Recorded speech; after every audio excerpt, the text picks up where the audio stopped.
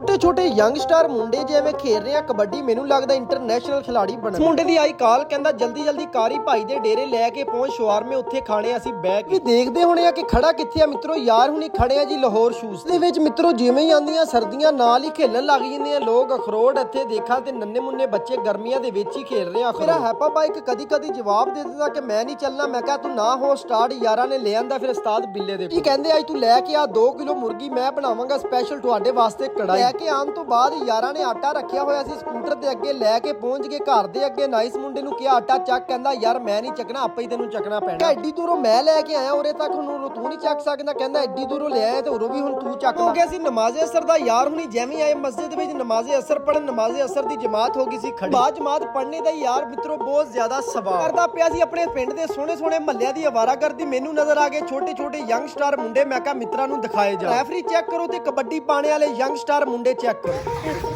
2 3 4 5 6 7